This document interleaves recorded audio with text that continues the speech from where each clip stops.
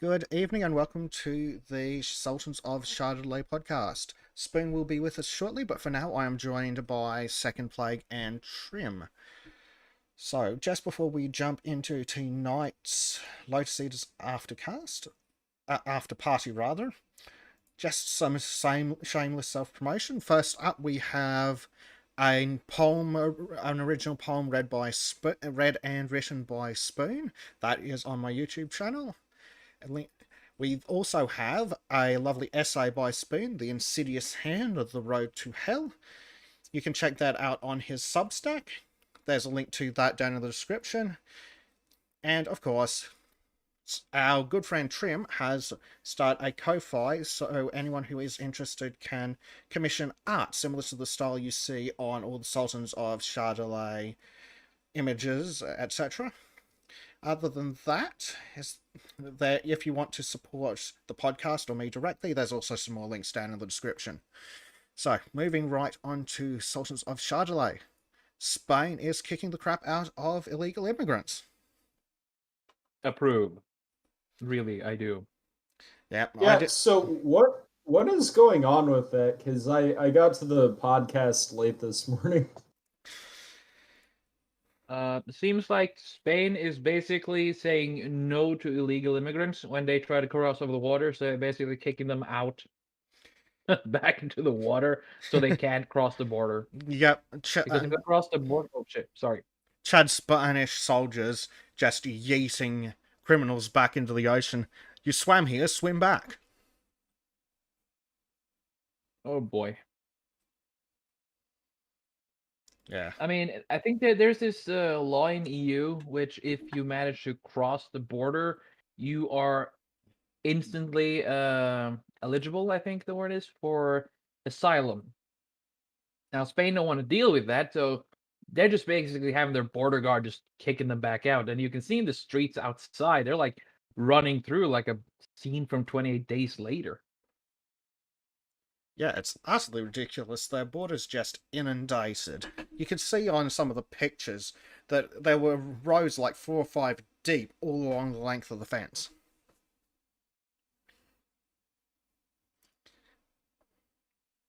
I mean, it's tragic when they bring in kids to this, but the thing is, where are the kids? I just see a bunch of 20 to 30-year-old men. Yep. Well, I mean, oh, apparently it included about 1,500 minors. I would be willing to bet that by minor they mean people between the ages of 14 and 18, and they're all going to be male. Except for that one kid who was damn near drowned by their own parents. well, yeah, you know, I mean, yes. hey, just because they have biologically been around for like, I don't know, 20 or 30 years doesn't mean they can't identify as 5 years old. No, that's transagism, and that's a map thing. Get in the wood chipper. There are Just certain individuals who would like to know your number. the FBI would like to know your location. Also, a guy starting with the name V, and he's not a Romanian guy. Well, chat. Once we bring about the socialist revolution, then we can lower the age of consent because the power imbalance between children and adults will have been largely done away with in the absence of the capitalist structure. That was such a good imitation that it literally made my blood boil. Congratulations. Yeah. Thanks. Again, I'm working on that one so that I can like send it into the podcast. I don't want to do it without Sarg on there, so I have like about like 9 days to practice. So I think I should have something pretty good by the time he returns. Yeah, because he's taking another break soon, isn't he? Yeah. Yeah, he's going back on his holidays. Clearly, he must have just gone bored. That, or he was like, okay, I forgot that being home meant I have to deal with a screaming 5-month-old. Oh man, sometimes work is a blessing, believe me. Hashtag Yeah. I want to get back to work. Yeah, it's absolutely insane. So, the good news is, at least like they said, that the Home Office is deporting those 2 migrants. I'm still can't get over how pathetic the police were in that. Oh no, we'll just walk away when we're. What'd we say? Bring back the constabulary? Yeah, essentially. I mean, police in general is starting to just get more and more pathetic around the southern and middle edges of the EU, in my opinion. I mean, I don't see much police with standards anymore, or fucking spines. No. They're just getting too soft. And look at how many police there were compared to the crowds. A little bit of tear gas, a little bit of batons, problem solved. Yeah. I mean, it's as if people are afraid of just using a strict hand. I mean, what happened to that? If I, in my childhood, had been a direct, let's just say, I would have been a very rude child, to put it mildly, the kind running around breaking stuff. Uh, let's just say my parents would have been very clear about my, what's the word? Oh, come on. Disciplinary actions, that's it. Indeed. And there's an interesting quote from the lawyer representing Mr. Singh. Yes, because that's a traditional Muslim name. He has said he had been in the country since 2008 and has a right to a private life, a family life. Yes, he does. In India, get out. And I see Spoon has joined us. How are you tonight, Spoon? Yeah, give me a second. I can't help but be distracted by that. What are those, like police in the picture? I know, and they might even be doing their jobs. Well, what distracts me, honestly, as an American, is that in America, like police kind of wear like this kind of black or dark blue uniform. That I don't know. It's a lot more. I don't want to just shit on Europe, but it Go does seem ahead a and you lot make more. these people conform to your ideals, sir. Well, it just seems a lot more authoritative. Whereas I look over at Europe, be it in the UK or Spain, and they're wearing these like light neon kind of like vests or whatever, and they just kind of look like, I don't know, Baggy. like, no, not quite. It's more so that they look like European. kind of cross. They look like crossing guards at like an elementary school in America. It's like the people wearing like neon vests who hold up a stop sign, who walk in the middle of the road in the crosswalk and hold up a sign to keep cars from driving by while kids cross the street. And mean, I don't know, it's just hard to take European cops as seriously. And maybe it's also just because I've seen too many videos of like UK cops dressed similarly doing stuff like harassing Lord Voldemort or like enforcing wokeness. I don't know. Just that style of uniform is just very difficult for me to take seriously for a lot of reasons. Yeah, it doesn't look imposing. It doesn't really give a presence. But I understand why they do go with the reflective vests to tell them apart from the people they should be battening in the face and when they're doing their roadside work, because you know how stupid the average driver is. What the American is trying to say is that the police officers in Europe should have uniforms that resemble more the SS. That's, well, at least those uniforms looked sharper than that. Well, yeah, exactly. Like those, so. the SS had a point with that though. Like, I don't think they should resemble the SS because obviously the SS are fucking awful, and you shouldn't mimic their symbolism, let's say. But there is something. No, to but the their idea style is legit. Like, I don't care what anybody says. As far as style goes, the Nazis did look swanky as hell, and their buildings were awesome. Like, Nazi architecture and style is cool. Like, I'm not saying the ideology is good. That's nice shite. until the bomb started dropping. Oh yeah, Well, yeah, I but if you actually were to remember- look at like the Third Reich buildings or their uniforms, they look cool.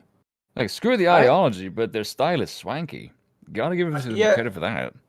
I actually did take an architecture elective, one architecture elective, my very first semester of college, and we looked at like 3 different, I don't know, architects or whatever at the very beginning of the class, and one of them was like this like Nazi architect who was like, I don't know, obsessed with the grand scale of everything. So he did this one thing where there were a bunch of like pillars of light or something. Who is that? The Cathedral of Light. Yeah, like the guy who made that. I forget his name. That sounds familiar.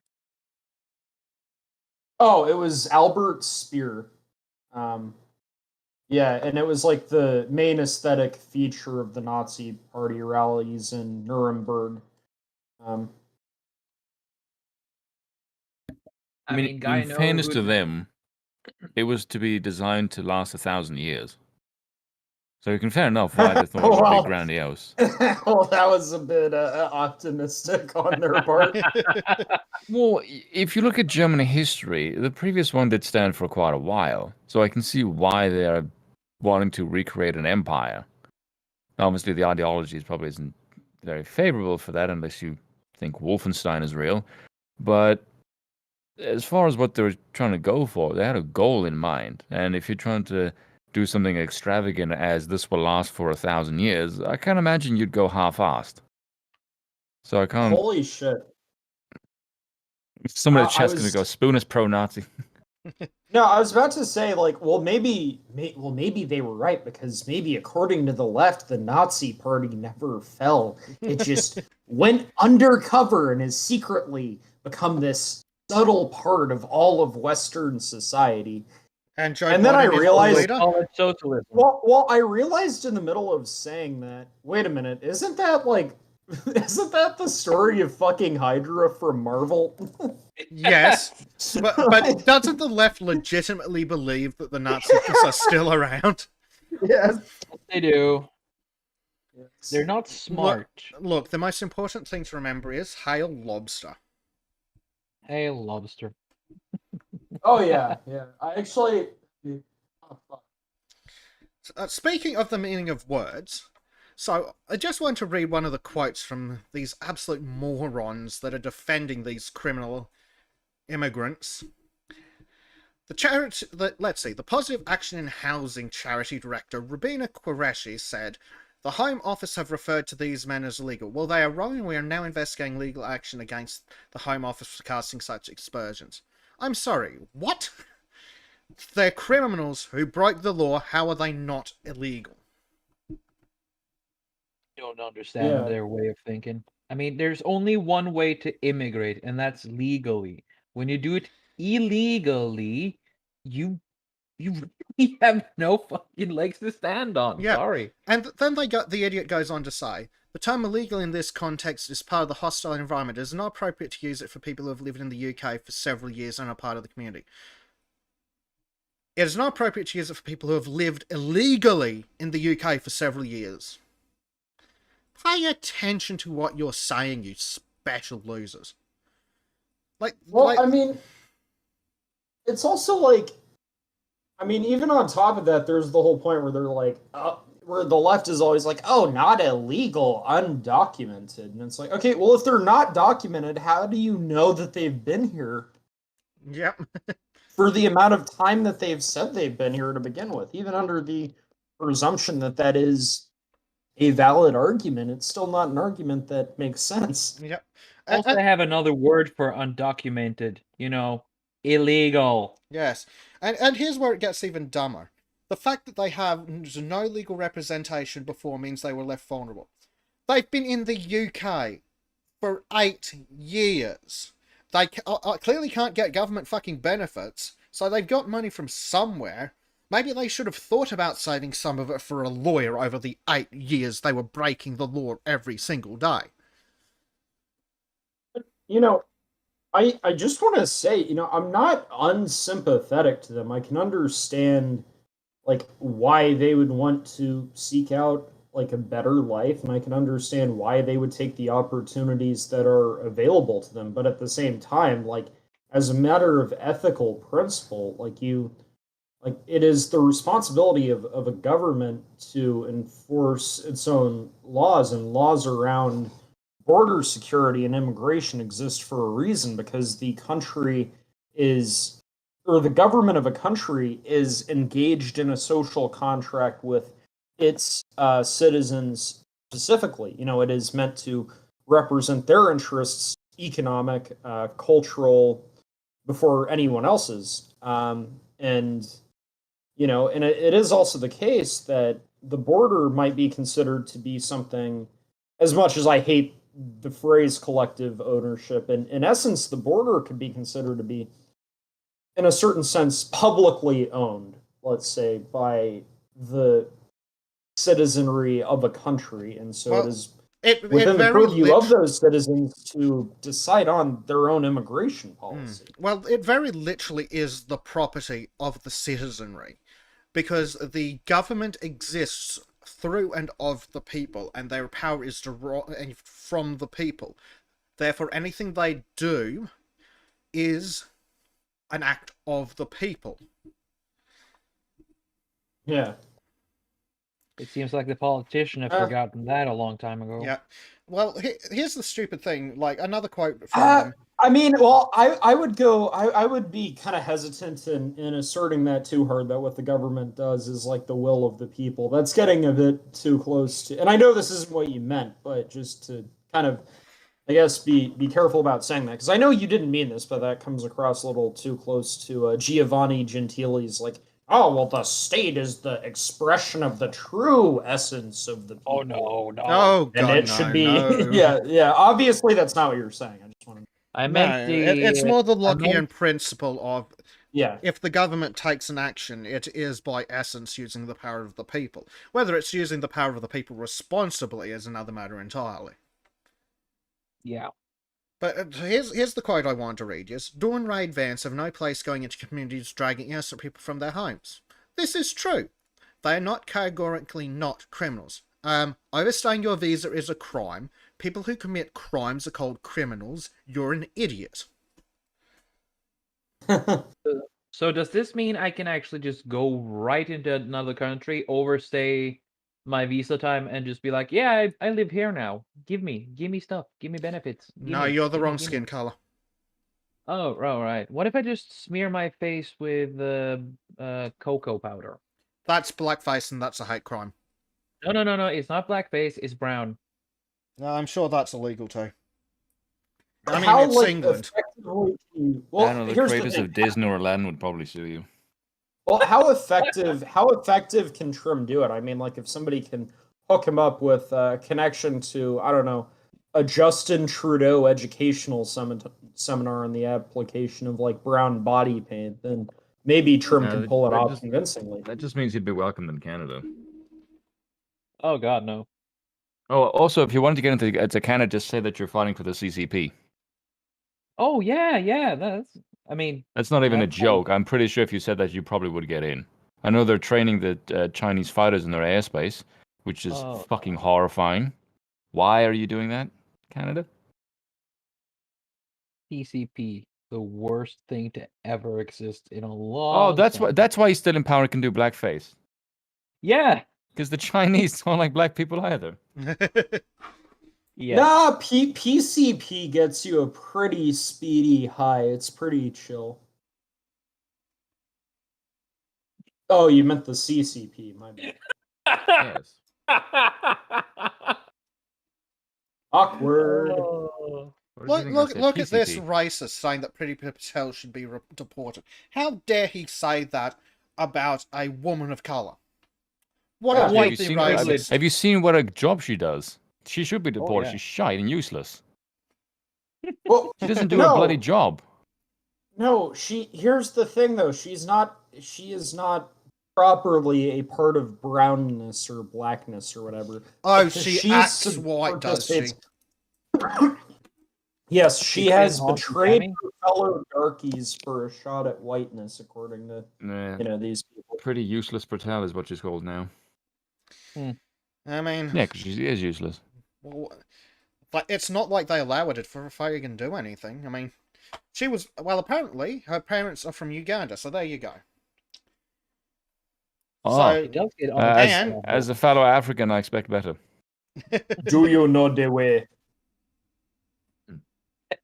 Away from the immigration center. The answer is no. We'll be here anyway. Which is why they go there in great numbers, and Pretty welcomes them with open arms. I think Which she is is not just her forced job. to because there's a lot of tape holding her back. yeah. That's why you get Nigel Farage as PM. Pretty nice, but Look, we need to just straight up make a rule in every country that if you block a road without without the official approvals, you're committing a crime, and then just tell the cops need to stop being a bunch of pussies and arrest all these idiots. 1, 2, 3, 4, 5, 6, 7, 8, 9, 10. At least 10 people in that photo who should all be in prison and But fined. is there a picture of people blocking the road? Yeah, these fucking idiots. That is the road. What are they blocking the road for?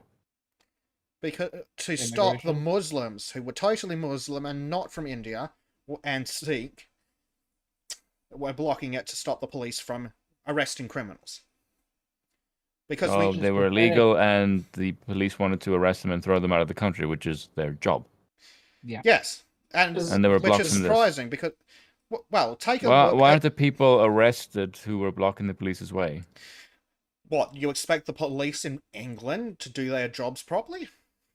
Yes. they're Oh, too you sweet busy summer finding child. old ladies. They're That- too yeah, busy that- finding that- old that- ladies. They're too busy arresting priests for saying that Christianity is better than Islam, and they were. It is. Yeah, but that's apparently a hate crime in England. And then there's I don't this know. I don't know moron many who is people. under I don't know the many ban. multiracial people going to Islamic countries. They all seem to be coming to the white-run countries. I wonder why that is. Yes, if there's such Is it because we evil, have more racist, freedom and horrible prosperity in places. our countries? Yeah. Yeah. Clearly, all I've that. noticed that. Nobody ever mentions that. People always just say, "Oh, the Western Europeans are such horrible races." Then why does everyone come here? Yes. Well, it's also funny. Why do they put up 'cause with all that institutionalized racism, all Wait, this is abuse and hate crimes to come all the way Now, there? I have this kind of conception. I could be completely wrong about this, but it seems like Europe is at least less racially diverse than America is, which makes it kind of funny to me that all these American lefties kind of fetishize Europe and particularly fetishize the Nordic countries, like not like realizing Who what they're have doing. probably You know? the least amount Swear of to immigration God, than if all the other there's ones. one more American politician saying that a Scandinavian country is socialist, I'm going to take a plane over there and just lightly tap him on the cheek in Minecraft. Well, it's obviously not socialist, but 50% income tax is like trash, man. That is only if you don't have the right papers. then it's 34.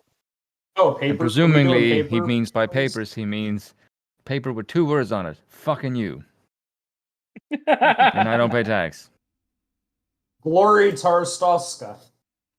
Mm. Yeah. It's a tax. It's called a tax card.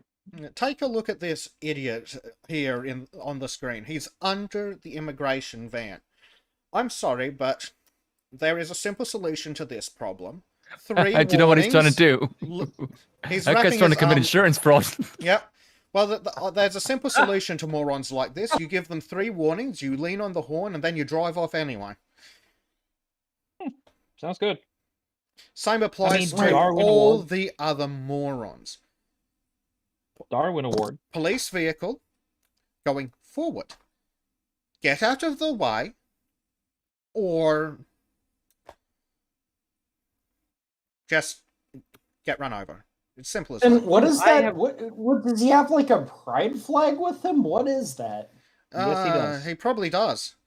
Because if there's one thing that the Islamo leftists like more than anything else, it's virtue signaling. No. Yeah, I mean, they're willing to die for it.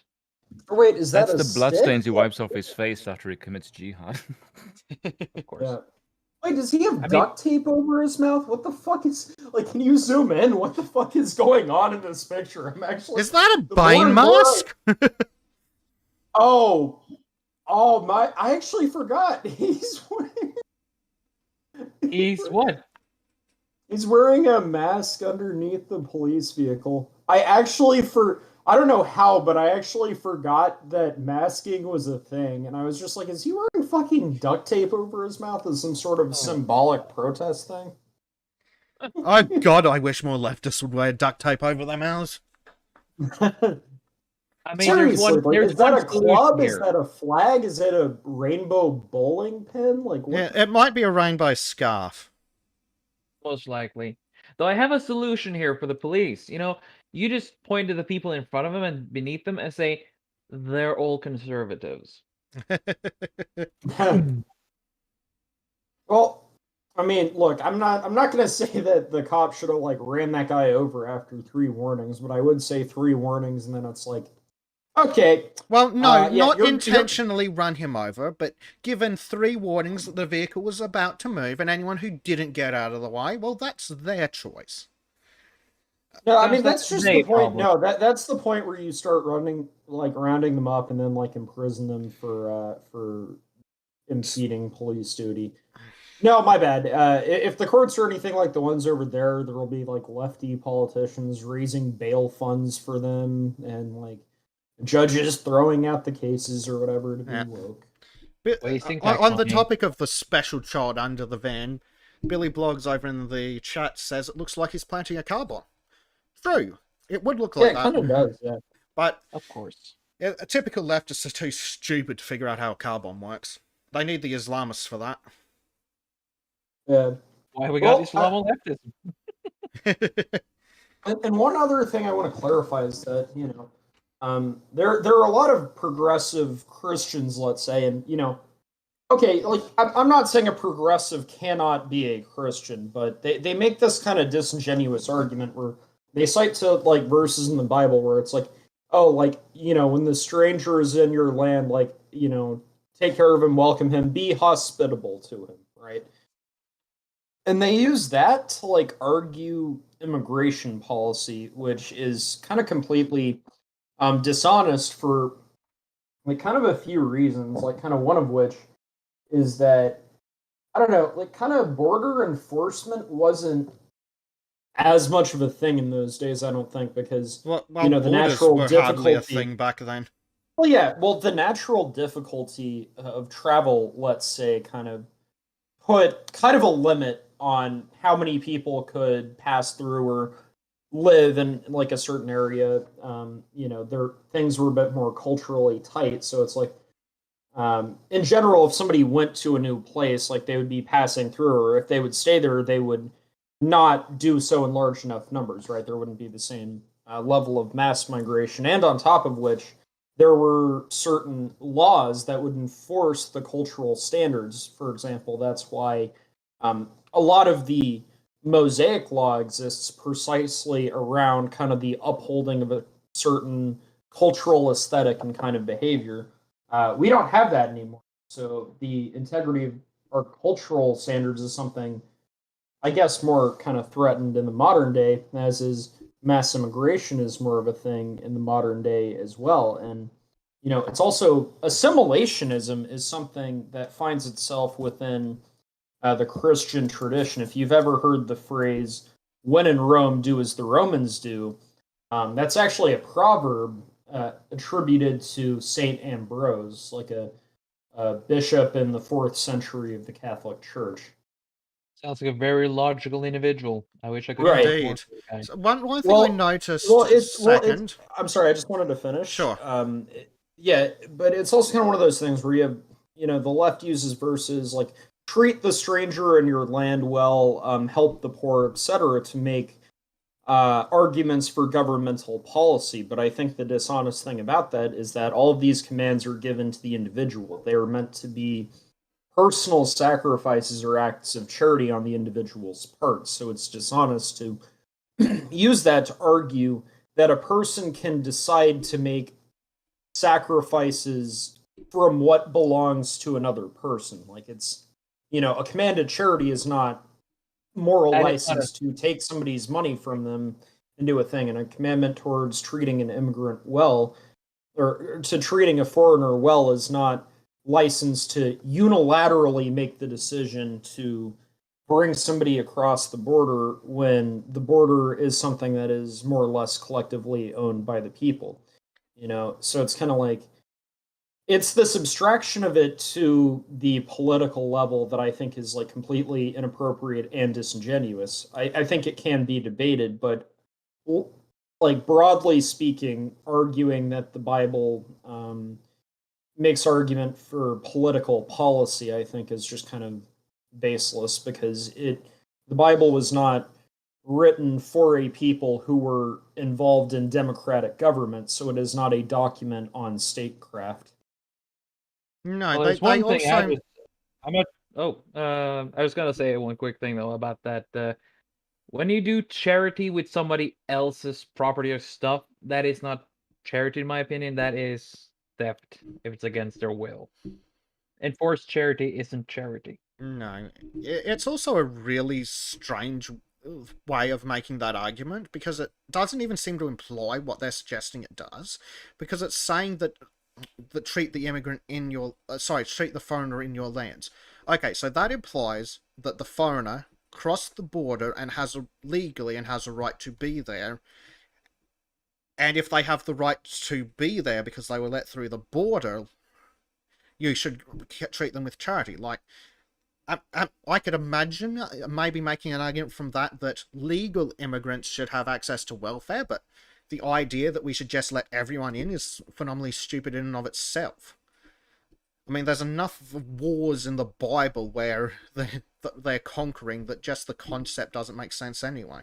Because the Israelites were very, very, very into a little bit of conquest to expand their territory. And if territory was meaningless, why would they bother?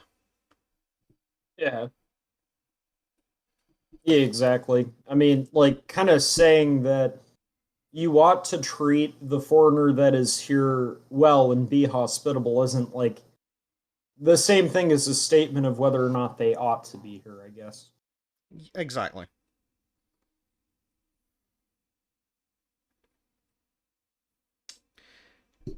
Anything else on the immigration question, or should we move to the next topic? Answer is do it legally or don't even bother. Commence the next topic. Excellent. So, Zhao Baidan, the Chinese agent running America.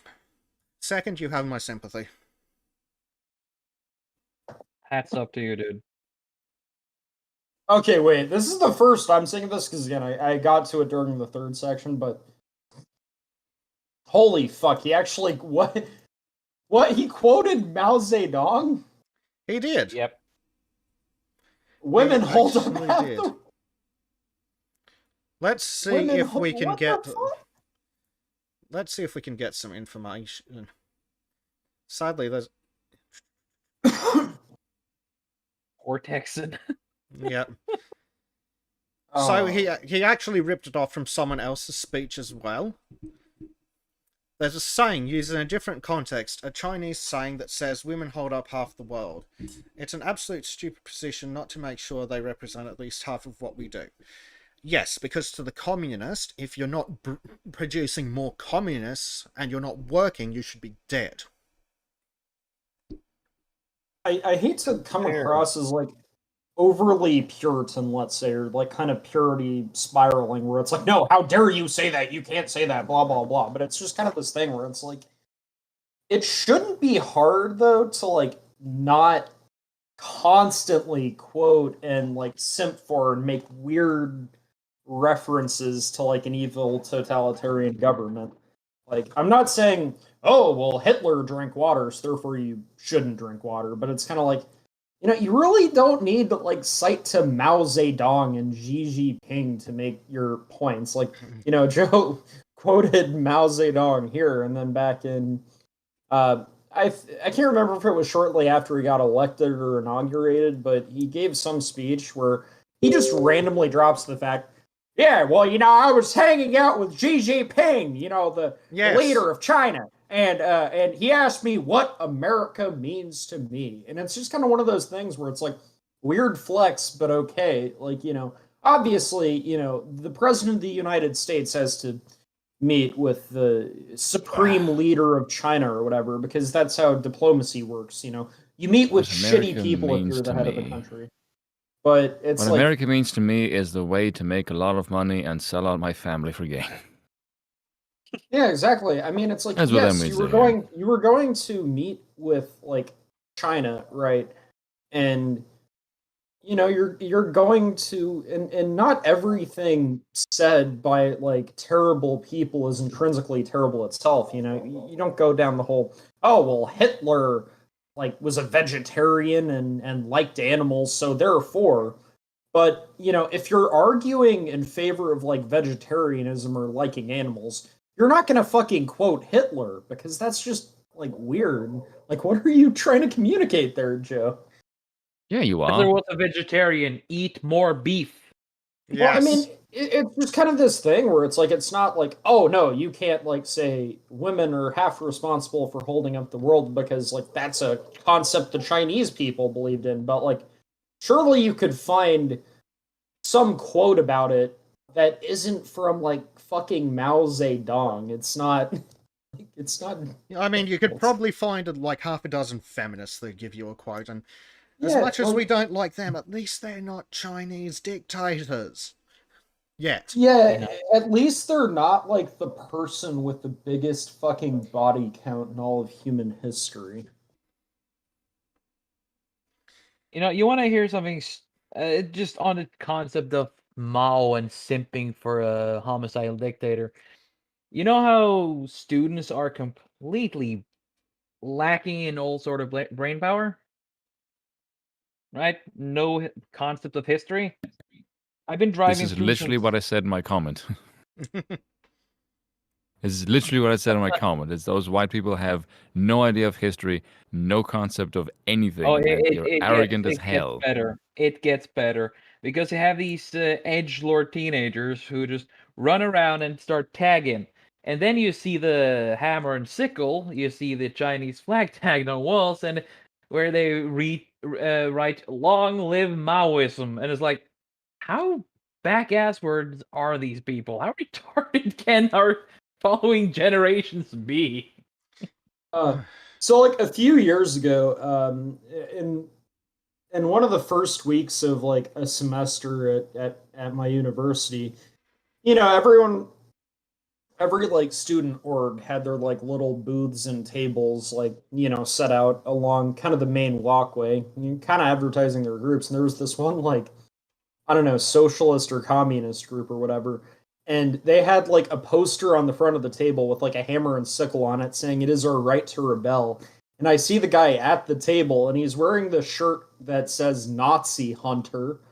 And so I'm like, okay, this seems sketch. And I go up to him and I'm like, I'm sorry, I just have to ask, how like serious are you with your rhetoric? And he's just has this creepy smile and these like, I don't know, demon possessed like culty mental illness like eyes, like AOC's eyes or the eyes of that woman in the last COVID cringe video.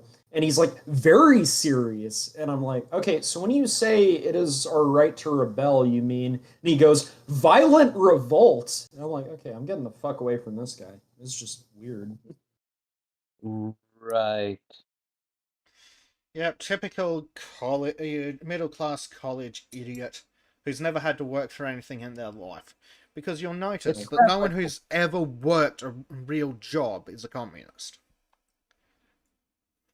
At least I've never found really one. true. That is really true. The only people who want communism are the ones who think they'll be the bureaucrats who tell other people, okay, you go to the coal mine, you go to the iron mine, you sweep up dead animals on the side of the highway. No, no, no. That's not how this is going to work. So they're gonna be the stones that the people after them walk on.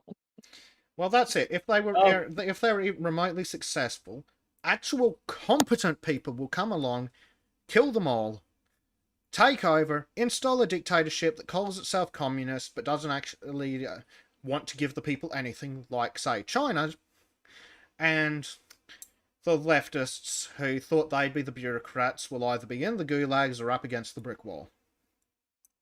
Both. Or both.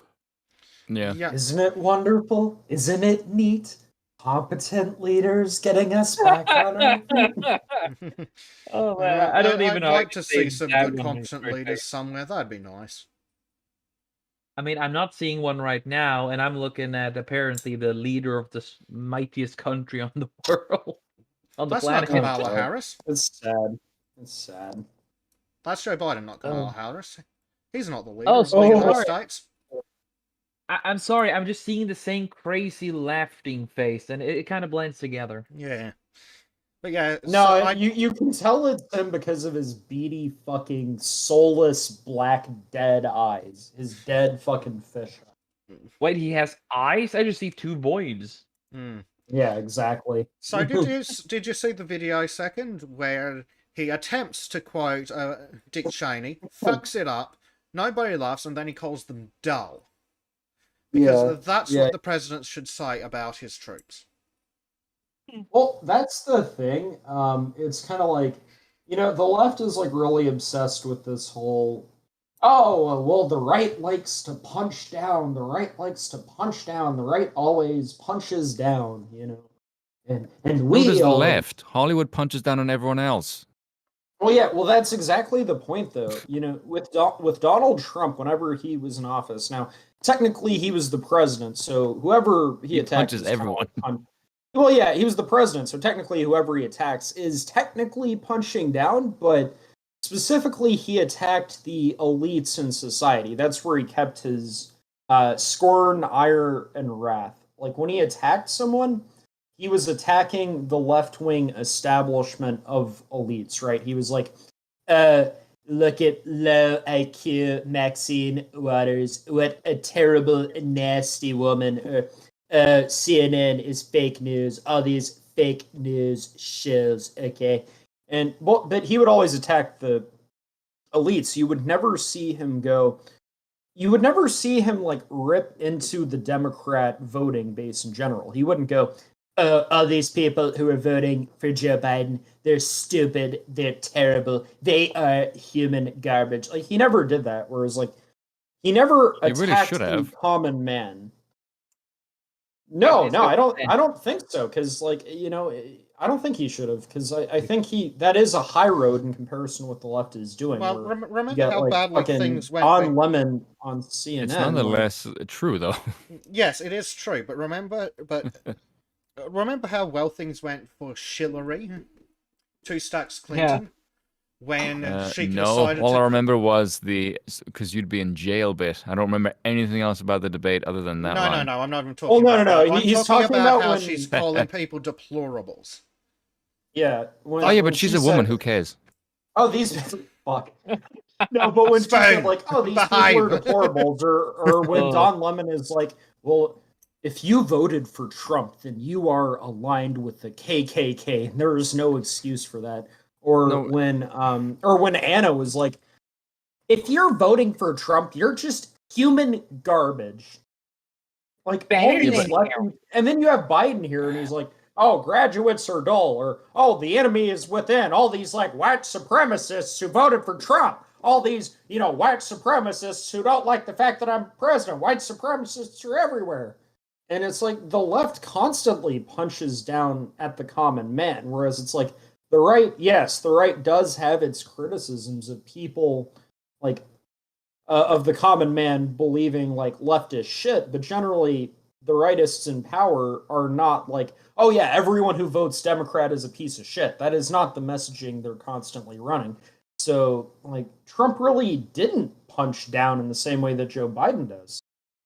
I will say for the Hillary comment and saying that she's a woman and no one cares. She is a woman and no one cares because that was the main thing that she was selling herself on all the bloody time. There True. wasn't any other competence for her other than I have a vagina, vote for me. Literally, nothing Basically. else. Basically. Yeah. So No, when no. so when She she also made the argument that she had experience. Now, it might have been experience doing a lot of terrible shit, but yeah, she had experience getting a raper off in court. A I mean, rapist, sorry. Well, that's why she was so popular in Hollywood, wasn't it? Because she was married to a rapist. Hmm. And Hollywood does Also, enjoy the a whole good thing- bit of rape. Also, this she has this thing where people suddenly decide to commit suicide with paper. Two Yeah. shots to the back of the head. I mean, what? Yeah, it's impressive. It's impressive how limber you can be. It's like, oh, I met Hillary Clinton. She has inspired me truly. Yes. And thanks to Hillary Clinton, I've now become a contortionist. While killing myself with 3 bullets in the back of the head, and then I'm never heard from again. I'm just another name on her list of 50 mysterious dead people who are conveniently dead who have been associated with her in some or other inconspicuously incorrect manner. But I'm sure there's Even though- nothing to see there.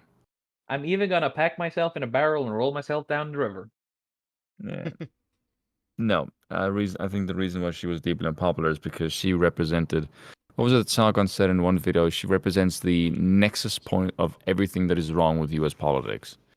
Which is true, which Well, is why she that's lost, because she's corporate shill. And everybody knows it. Like, for heaven's sake, her and her husband are worth multiple millions of dollars. Like, they raised like near $1 billion.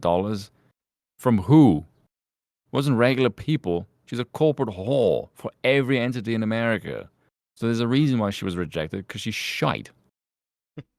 I Also, and argue I think it's because she laughs all the time when she's evidently being hit with something that is true, and it makes her look psychotic. Yeah. Kamala Harris is obviously Trained by the same Hillary person. Clinton. Yeah, she's Hillary Clinton 2.0. She's the updated, more terrible version. It's really weird how they behave in exactly the same way. So I've said this before, that whoever trained Hillary Clinton in public relations has trained her, because they do the exact same thing. And it is really, really eerie. Very. Like, they look like there's no personality between the two of them. They're just empty suits to be filled with, well, whatever they've been told to say, which kind of makes them synthy. It's a bit weird. I mean, it's like the confluence of everything. You have like the empty, like corporate manufactured kind of plastic suits. Vacuous, The vacuousness, Yeah, that's what they are. The unsettling, like creepy laughs, the identity politics. With Kamala Harris, she has like, what is it? She either has like the most left-wing voting record or the second most left-wing voting record in one of the most, I in think. Congress. Yeah, and it's Which just is kinda obviously like, oh, she is a psychopath. She has a desperate lust for power. Yes. It's Like, you surprising can see it. It's surprising she votes so left-wing, since she gets such a hard-on for imprisoning young black men. Well, yeah, that's the thing. That is too, very progressive. Is that uniquely among everyone else in the Democratic primary? I think she was the only one where I couldn't find a single redeeming feature. Like, they were all terrible, but with the others, I could at least find or grasp at one straw to say here's a redeeming feature.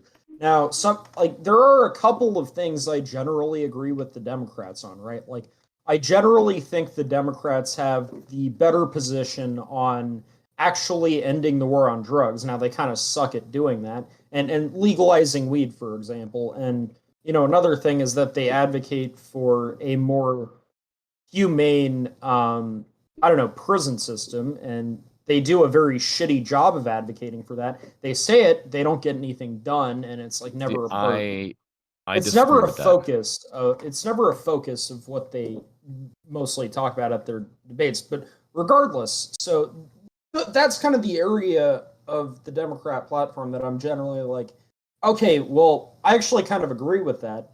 The problem with Kamala is that she is the fucking worst person on all of those topics. So even the areas in which I'm kind of begrudgingly like, okay, you guys have kind of a point here, Kamala Harris still sucks on those. I wouldn't trust her to with drug policy or actually getting good criminal justice reform. I mean, she'd reform criminal justice in a way that just allows people to get the fuck out of prison and not get punished for their crimes. But I think when it comes to the drug one, I think there's an ulterior motive to that. I think the reason for that is, I think it's because the money that they can get from selling weed is quite high and will probably be bought by the Democratic politicians. And I also suspect that the people who engage in drugs more often will also be on welfare and therefore will vote the Democrats more. Or journalists. That is a pretty good point. Yeah, or that's the reason for supporting the drugs.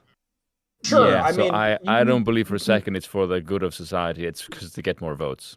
Everything is about getting more votes. Sure. They don't give a shit about society. None of these people give a damn.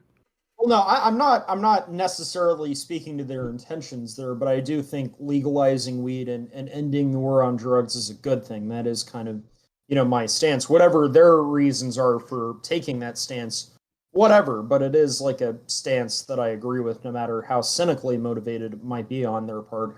The point I'm making, though, is that even though that's the stance I agree with, it is not one I would trust Kamala Harris with. So, just on every level, she fails for me as, to have, any redeeming features to my sensibilities whatsoever. Is kind of the point I was making. That's saying something. I can think of one redeeming feature for Kamala Harris. One? Go on. She makes a really good punching bag for Tulsi Gabbard. Oh, well, that is true. That's true. Oh, Tulsi. Good. Base Tulsi. Base waifu Tulsi. I only have one issue with Tulsi, and I think that one is actually revoked now because I think she went back on it. But she took a photo and supported Antifa in 2015, in 2018 or 19, I think. Oh, that's sad. Why? Yeah. But I think she's actually gone back on it now after all the peaceful, fiery, but mostly peaceful protests. Tulsi, if you ever hear this, dear God, babe, become a Republican. Get the hell out of the Democratic Party. You are not with that clique. Seriously, yes, Tulsi, become a Republican, and you'll be the first sake. actually elected female black president of the United States. She's not black, but she's Polynesian. She's close enough. I don't know. Also, I don't pay attention. And for one, the state of her hair and her skin color, that's a Polynesian woman. That woman's not black at all. She's not British. She's not British. Oh. She's not a Yucca No. Okay, my bad. She's BAME. BAME. Yeah, that's it. Yeah, that's the American way. But she's too pretty to be a politician. I mean, I don't agree with Tulsi on everything. Obviously. No, her gun ideas are. I think I'm a bit. Well, yeah, that, and I'm probably a bit. I'm definitely more economically right wing than her, and I would guess more economically right wing than even the general population of this podcast. But really? I don't know about you. I don't know about you, Spoon, but Bezic and Trim are significantly more pro welfare and pro, I don't know, having the government involved in shit like healthcare than I am, for example. I am uber libertarian on economics. Is very, very. I would be like go like free for all roulette, like strip everything, and there is nothing that the government should do when it comes to business. Virtually nothing. And the reason I say this is because I was reading that Myth of the Robber Barons book, and to see how much wasteful spending the government engages in, and this was in the 1900s. So to see it now, oh my God, oh no, I would be like just. No, if you even touch business, someone should kick the crap out of you. No, just Okay. oh my God, the amount of wasteful spending is insane. So no, Oh, that okay. no, So no, no. that is fair enough, Spoon. So you probably As brother with you. you probably outflank me a bit on the right wing economic side, but I am closer to you, I think, than I am to the majority Yeah, of the other we Sultans likely on would be. economics. But point being, so I kind of like obviously would disagree with Tulsi on that front and on stuff like guns, but none of my disagreements with her are like things which fill me with a moral disgust. Let's say I'm just kind of like No, but it's a principled disagreement, but I'm like I think she does have like good character, I guess. yeah, but the thing is with the Republicans and the Democrats, it's very difficult to sell that idea of the economically responsible will reap more benefits by working harder because that doesn't sell well as a political ploy. Whereas it sells much better if you're the opposite, which is why the Democrats are more effective at branding, at least for this regard, because they can just say, "Oh, look, we're able to do X and X and X." Now, if you're politically naive, you'll buy that dumb crap, which evidently many people do, which is why the black population votes is like 90% Democrat, which is insane. So it's a branding problem that the Republicans have, which Trump managed to do very effectively. He did manage to kick in that wall pretty well. But essentially, by saying the Democrats are shite and we can do better. And I imagine that the Democratic people that were suffering under the immigration laws in the South voted heavily for Trump because they could realize that, hey, look, we're losing our position to illegals, and if they get rid of, then we can get our first step on the ladder, which is a good thing. So. I also find it funny that like that it's funny how the immigration thing to touch back on that for a second, that in the US there's like this Democrat ethos of, oh, if you're against illegal immigration, then you're a racist against Mexicans. And then you look at like legal Mexican immigrants, and 75% of the Mexicans that immigrated here legally are like, yeah, no, illegal immigration is dog shit. We had to do this like the legal way. What the fuck are these guys doing? Like, send them back. Well, yeah, because they can obviously see that they had to work their ass to get in the country. So when someone else gets it for free, they just see the resentment. You can't really fault them for that. Why the hell should somebody else bust their ass, get in fairly, and someone else gets it for free by breaking the law? Like, duh. Yeah. And it's also kind of the thing that, well, it's also kind of the thing with the whole BLM thing, with like defund the police, where you look at the polling among black people, and like 70% of them think there should be just as much or more policing. Only 30% of the black people polled said that there should be less policing in their area. Like, and so it's kind of this thing where it's like, you know, yeah, like racial minorities vote for Democrats a lot. I think to some degree there is some kind of like cultural hoodwinking that goes on there, but you know, they're not woke. They're not like woke in the same way that a lot of these like white leftists are, which is why I think to some degree why I think Trump made gains with them I wonder what the reason for that actually is. I mean, I imagine the people on the ground do it because they're useful idiots. I don't know what the politicians see by seeing their cities go up in flame and people being shot. I don't know if it's a long game of making people leave the area and then selling it to people who will then upscale it in some way and they'll make a massive profit from it. Chinese, for example. Oh maybe. Shit, like a crypto gentrification. Guys, yeah, kind of. Liquid Swan will come soon when he's finished his morning routine. Excellent. Other than that, I'm not sure what the MO for those people would be. Because it's just hell. Like you're just inducing, you're making everyone leave. Like everyone with competence and money, evidently in the case of New York, they just fuck off. So, and hey, you know, they're welcome to come to Texas. They just need to not vote for the same dipshits that like made California and New York what it was. You know, when in Rome, do as the Romans do. If I had my way, I'd make a law. If you come from a blue state entering a red state, you can't vote for blue again. Agreed. I know people are going to say Sounds that's good. oppressive, but I don't give a crap. Like the reason you come to Texas from places like California is because California is governed like dog shit. So if you Yeah. bring the same policies from the shitty state you just left to a new state you just entered because it is better, and you still vote for the same policies that made you leave in the first place, you are a fucking asshole.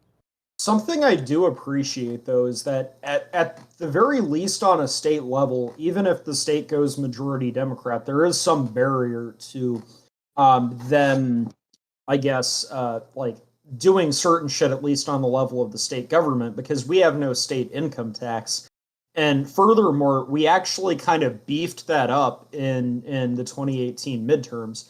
There was a referendum, and we voted to like raise the threshold for imposing a state income tax. So now to impose a state income tax, like what, something like 75% of the state legislature needs to like agree with that. It has to be a majority of 75%. So we really miles like high. raised the bar on like, yeah, you really need to like push really hard and get almost everyone to agree to actually get a state income tax in here. Based. Besides, the Based in whole cowboy healthcare, pill. the only way the Norwegian healthcare thing works is because we're such a small country with a lot of resources. I mean, if you're gonna have it in America, you have to restructure your entire economic system, and it's gonna be a nightmare. Indeed, I've and said I before it's not think gonna work. one thing we may not have been clear, or I at least may not have been clear enough about, is that as far as economics and free market capitalism goes, I'm actually very, very liberal in that. Not even though I still back social welfare programs and free healthcare, because in Australia our healthcare system is probably the best compromise you can get, where for urgent critical care you can get that for essentially free. For non-urgent stuff you can go on a massively long waiting list, or if you have the resources to do so, you can buy health insurance, you can choose your own hospital, do whatever you want, and that's probably about the best compromise that I think you can find. Yeah, the healthcare in Norway can actually be more resembling a insurance plan than anything else, actually. And I mean that's not fair. That's fair enough. And I'm not accusing you two of being like lefties or whatever. No, I just wanted to. I I just was thought it just was an. obviously Support that claim. Yeah, Oh, I just oh, thought I God. just thought it was an interesting topic to talk about, because you can support social welfare programs without being an idiot and making it like 110% of the minimum wage or something stupid. But you can also do something other than giving people nothing or giving them something absolutely pathetic that's unlivable. So there is a middle ground, and I don't think there's very many places that find it successfully. I mean, America's certainly screwed up with what Joe Biden's doing with something. What is it, Yeah. second? Like 95% plus of the minimum wage that people are getting? Right. Well, one of the reasons actually that Ben Shapiro has pointed out why some of the healthcare costs are expensive in America is because of over regulation of certain things. So, like for example, you have a lot of doctors going into what is it?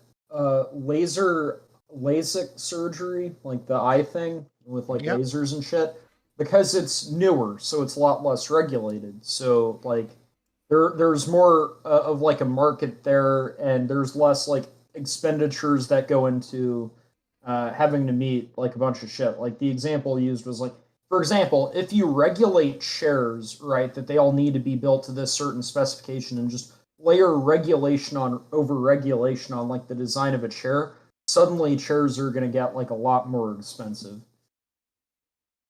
Yeah, absolutely. And then I have a like random another part question of to it is ask. kind of yeah. How many of you think that progressives are a corrupt version of what they perceive colonists to be? Yes. Yeah. Think about it. They don't It's like the guilt. native population. They wish to usurp their culture, replace it with somebody else, and they think the native culture is barbaric. Yeah. Ooh, Absolutely yeah. right. I mean, everything they do is out of a guilt trip, basically. Yeah. I don't think it's so much that. I think it's masquerading a guilt, but it's because they desperately lust for power. Well, Like the manifesto said, they want to go through the power process. well, so to another speak. place where they met up with colonizers, as they call it, is they think that black people are really, really fucking stupid. Which Yeah, they they're have a not. massively Shit. condescending view of non-whites. Holy shit, that's true. Like they are literally like missionaries, like Yeah. going to black communities. Oh, Can I read you the screed of Robin DiAngelo? yes. You know, Well, make you literate and cultured like we Look are. at you black. Look at you black African Yeah, but- native. But You were look at what you just inferior. said. That is what they do because they often say, "Oh, you want to think like the black culture and diversity." Well, aside from listening to black music and black food, what else is there? You want to Stabbing each whiteify, other, if I can use that apparently. phrase, the black people. You want to get the black people into white institutions. So you want to take away from their culture and make them part of yours. That is what you want to do. That's not entirely true because I mean they do like the absence of the nuclear family, and No, that's a Black Lives Matter that does that shit. And even that is a bunch of crap because that woman spent lavishly on her own bloody family. Yes, Yeah. and don't forget the progressives are also in favour of the black cultural norm of friendly stabbings amongst teenagers. Or And the anyone else for that random matter. punching of Asians, I hear. Yes, stop you know, Asian that, hate. that has to be a thing, right? To some extent, though, this kind of has to be disproven to some degree by the fact that in these like kind of majority black areas with all these like crime problems, that the judges and laws against crime are like kind of harsher, and that there is more policing. That proves to some extent that in these majority black areas that the people are voting for these harsher penalties on crime. Well, yeah, And, because like, black tighter- individuals have an incentive to do Yeah, so. exactly. Like, Well, it's no surprise that if you live in an economically crap area, you're struggling to get by paycheck from paycheck, working half a dozen jobs, trying to feed 3 kids on your own. If some motherfucker steals your TV, you want him to suffer. Yeah, of course. It's just basic common sense. If you have nothing and next to nothing and someone takes something from you, of course you're going to be angry about it and want them to suffer it. It's going to mean more than it does to some 50-year-old person with $1 million, multi-billionaire. If someone, I don't know, smashes a window on their 4th mansion, they're not going to care. But if you are and somehow manage to scrimp and scrape to buy a home in some impoverished area and someone breaks your window, that's going to destroy you. yeah, oh man. Robert Longshaw asks, wait a feckin' minute, did you guys not have knife fights all the time in school? No, Well, no, I funnily enough. didn't. No, I didn't. But funny enough, when I was in middle school, like there was this, so like 13, 14 years old, right? There was this girl that was kind of adjacent to my friend group, let's say, and she like pulled out a box cutter on me and like threatened me with it, and so I was, yeah, no, she was a crazy wild one. But so I told the school security guard, I was like, hey, she's threatening me with a knife. And they took it from her and told her, oh, we'll give it back to you at the end of the day.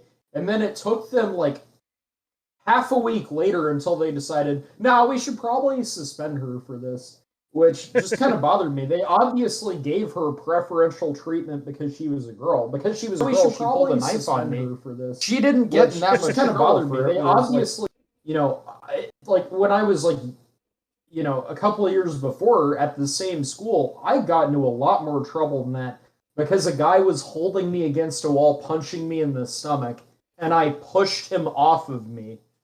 And I didn't do anything else. I just pushed him off of me. And then they like suspended me for like the same amount of time. Just completely ridiculous.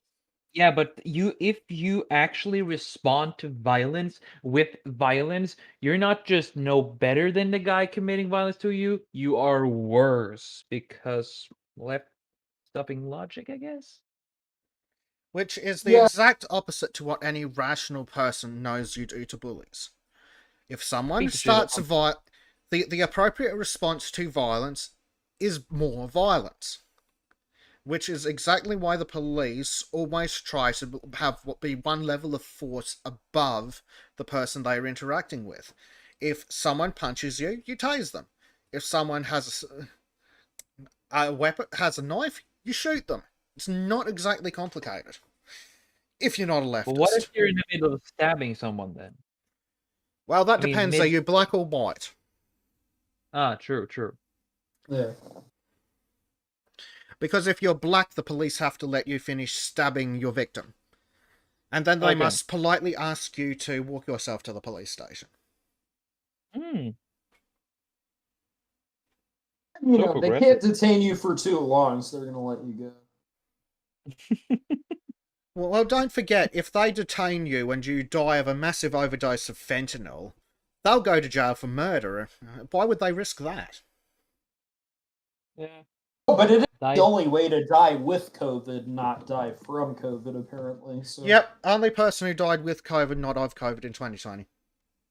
I mean, didn't he die with Chauvin and not off Chauvin? Absolutely. Yes. Who said that? I forgot. Who said that in the group? I think it was second. It's in the highlights video. I didn't. No. It was you who said he died with Chauvin, not of Chauvin. I was the one who made the comment about COVID and then yes. you chauvinized it. The important thing is, it's in the highlights video, which everyone should check out and give us some feedback on. So there you go, guys. Chauvin's legal defense team should call themselves the Chauvinists. That'd be fucking amazing. Yeah, absolutely. Jaeger. Solomon Guthrie is saying Corbyn going around telling the world about his no counter-nuke policy really didn't help Labour. No, it wouldn't, since the only thing keeping us safe from China and Russia is mutually assured destruction. Yeah, and I mean, I think there is like... Oh, sorry. This might kind of be a hot take, but when it comes to the Nobel Peace Prize, I think we actually give one to the nukes because there's nothing that has ensured more peace in this world than a nuclear mutual assured destruction in nuclear warfare. I mean, that's the sole reason the main powers haven't gone to war yet. Oh, well, the Nobel Peace Prize means like fucking nothing. Like if you didn't like BLM get it.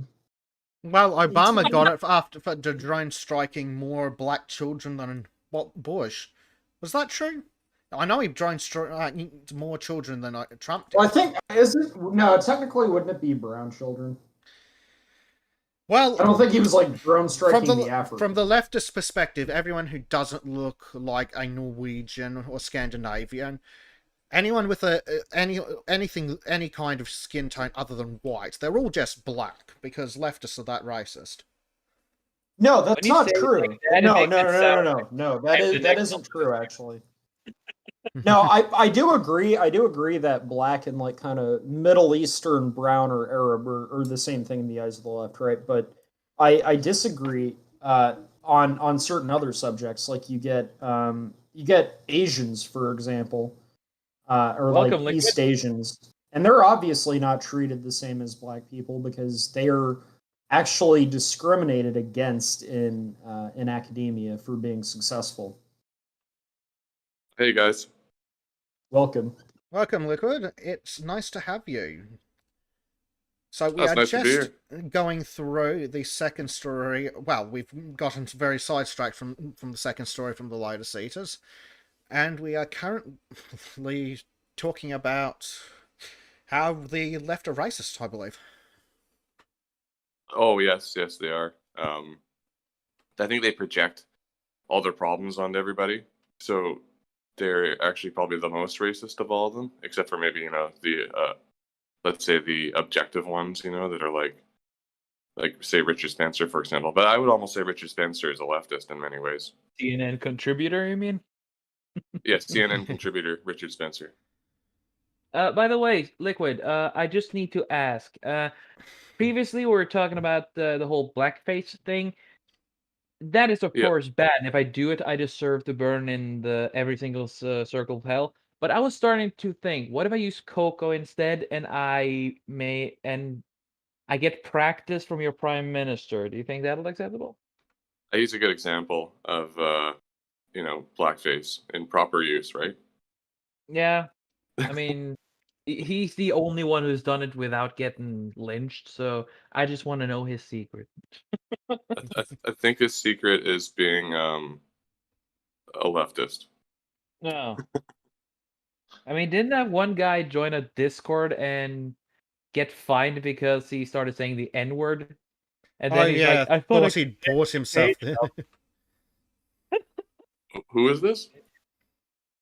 I don't remember, but I read it on a news feed that of course this guy was dressed like a freaking trap badly, by the way. And he Oh. had been thrown out from a Discord call. He had been paying like a high tier Patreon because he kept saying the N-word over and over, and he was thrown out of it. And he just had he answered in commentary, I thought I was allowed to say it because I'd paid enough. He got the N-word pass, he thought. Yeah, pretty much. Wait, Makes sense. Trim, you Yeah. would know what dressing up as a trap effectively would look like, right? I'm sure it's come up enough in the artists that you follow. Yes, an effective trap looks like a woman, Yeah, essentially. not a man. The perfect trap is essentially so well disguised that you wouldn't know it until the underwear came off.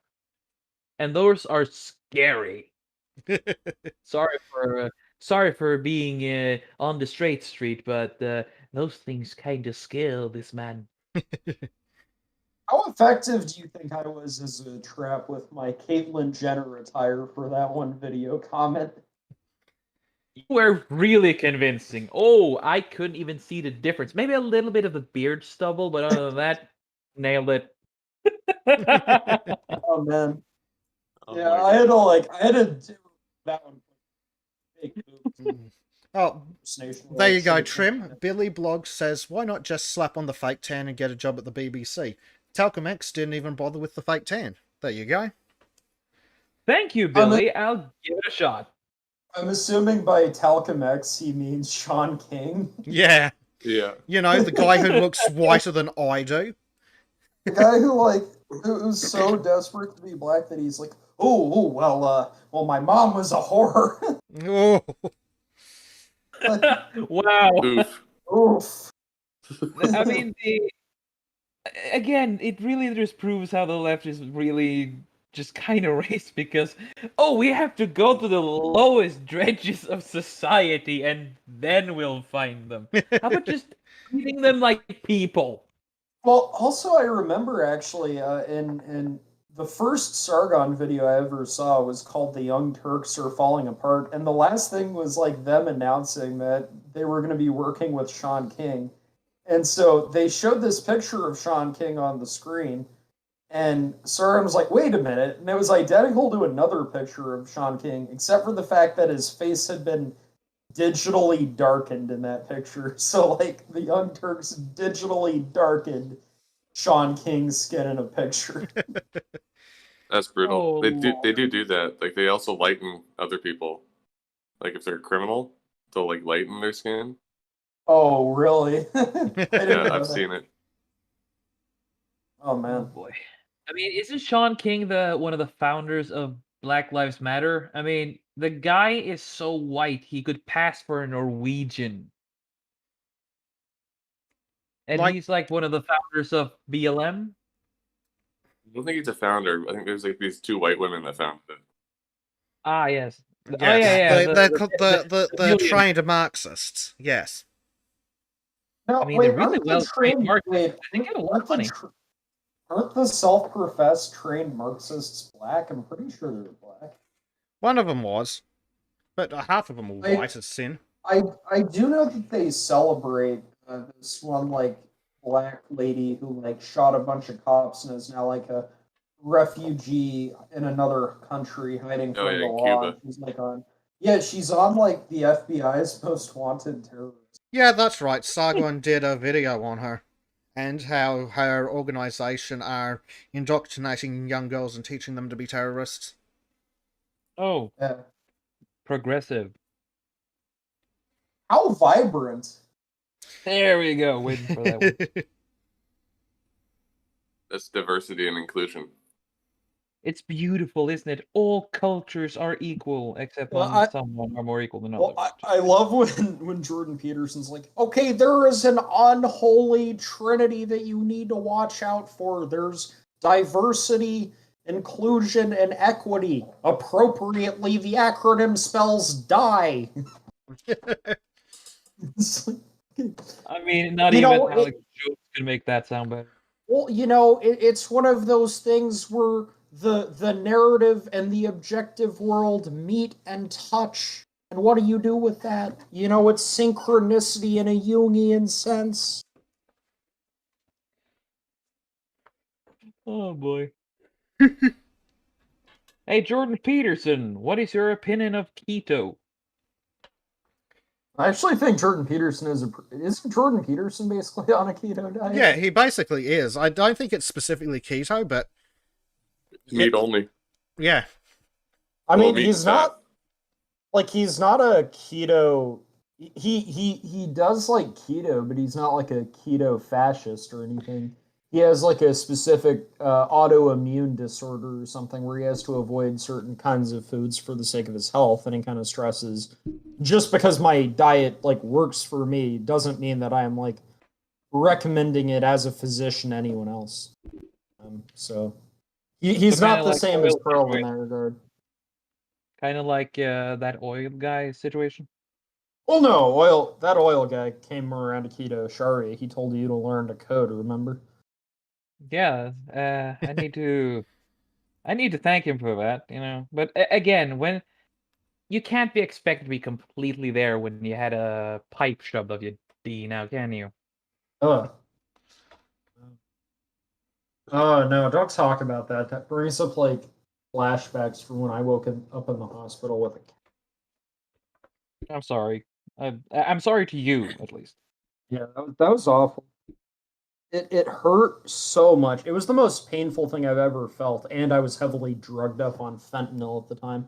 Yeah, there we go. Robert Oh, Longshore really? has clarified it for us. Jordan's not on keto. Keto requires a high percentage of fat. He's on a carnivore diet. So there we go. Yes. Yeah. As someone who got run over by a car and woke up in the hospital like heavily drugged up on fentanyl, I can say that fentanyl is some good shit. Just don't do it recreationally. But if you get run over by a car and wake up in the hospital, you're going to be happy they put you on fentanyl. Pretty sure, yes. Oh, Watch out man. for your friends driving is all I'm saying. What? Yeah. But yeah, so I have to leave at some point within the next 30 minutes because today is the day of my college graduation. So All right, perfect. Then we can use that to very bluntly segue to the topics that I asked Liquid Swan to have a think about. So, Liquid, how is it going up in the fascist provinces of Canada? Well, I'm on the west coast, so it's a little bit more lax. People generally follow the rules anyways, but there's a lot of reluctance. There's been a lot of protests lately. The protests in Canada are very minor. Like, you just have a bunch of the people that have the most amount of time on their hands that go out and do it. So, stay-at-home moms, a bunch of other stuff like that. But for the most part on the west coast, it's been pretty chill. They just don't want us to move around to the different health zones. So if you're on, say, Vancouver Island, they don't want you going over to the mainland, British Columbia, to kind of camp and stuff. But you can still go there if you need surgeries and all this stuff. I mean, I don't like it. I think it's kind of lame. I don't do a lot of traveling anyways. I usually just, stay at home with my kids, go to parks and work. But on the east side of Canada, it's been like authoritarian. You got like people busting into your house, counting how many heads are in your room, being like, well, you have 6 people here, you're only allowed to have 4, and generally it's just been kind of hell. There's this news organization called The Rebel. It's generally derided by the left and by mainstream. They've refused public funding, unlike all the other news organizations, but they have been funding fights against fines that people have been getting for COVID. So I think the most recent one, there's been some pastors in Alberta, so that's east of us. And based in Alberta, the land Alberta, of the prophet. Yeah, Alberta is run by the Conservative Party, and for some reason they've been like going into rural churches and like shutting them down and arresting pastors and putting double layers of fences around them and installing brigades of RCMP there, so that's our federal police, and preventing people from going and worshiping or whatever. Now, I'm not religious really myself, so I don't go to churches, but I think we have a right in Canada to practice your religion. And Well, you this has used been to. like, sorry? You used to. Yeah, we were supposed to. We supposedly have this right, but there's also this clause in our constitution that says they can just get rid of all our rights for short periods of time of up to 5 years, and but they haven't put that in yet. So they're actually violating even that. It's called the notwithstanding clause. So people think Canada's like a democracy and stuff. We're actually a monarchy that has a parliamentary government. So unless the democracy part stands up against or for the rights essentially don't exist. So it has to be continually pushed. Now the court can try to rectify that later, but in the meantime, we all just kind of have to suffer with, let's call it the pseudo dictatorship of Justin Trudeau and the premiers, which are sort of like the governors. I think I heard about this, like the monarchy of Canada. I think I heard about like a Canadian royal like wedding ceremony where like the 2 people getting married like go up to like a bowl of pudding while people queef, and then they stick their arms in it, wipe the pudding off, and then like the man rips the wife's arm off, as is tradition. Yeah, so the South Park version. Yeah, if it was like that, we'd probably have more rights. But yeah, the original name for the current, do you know the name for Canada right now is the Dominion of Canada, and it should be the Kingdom of Canada, but we were afraid that would make the states nervous, so we called it the Dominion. But Dominion just means kingdom, essentially, anyways. And it sounds cooler too. Yeah, I mean, we don't really have a democracy up here. We have like a bureaucracy. Well, I also remember, now I could be completely wrong about this, but aren't the senators like appointed by the prime minister? Yeah, the prime minister gets to. Yeah, the Senate is like it's like a place where you get to go if you've been a good boy and you've done what the prime minister wants, or if you're like a really famous person that they want to give more prestige to the Senate to, they'll appoint you as a senator to make the Senate look good. But the Senate's not elected. Yeah, is there an elected? Australia had it stupid, but damn. Is there an elected legislative body in Canada? Yes, they have the House of Commons, so it's first past the House, just like the states. But so anyways, the leader of the party becomes the prime minister. The leader of the party who has the most seats becomes the prime minister. Normally, it's kind of like England, I guess, but there's no House of Lords. There's just this house of jerk-offs in the Senate that don't do anything. See, that just sounds awful to me, like the prime minister like appointing the senators. Like, what the hell? Oh, and I don't think there's a limit. There's supposed to be 105 senators, but I think you can technically just keep appointing more by just changing the law. And for example, like BC gets 6 senators, right? And BC has like 5 million people in it, roughly, or something like that. And Prince Edward Island gets 6, and they have like Prince Edward Island's tiny. It's like the size of Rhode Island or whatever. And they have like 100,000 people, and they get 6 senators as well. So it doesn't really make any sense.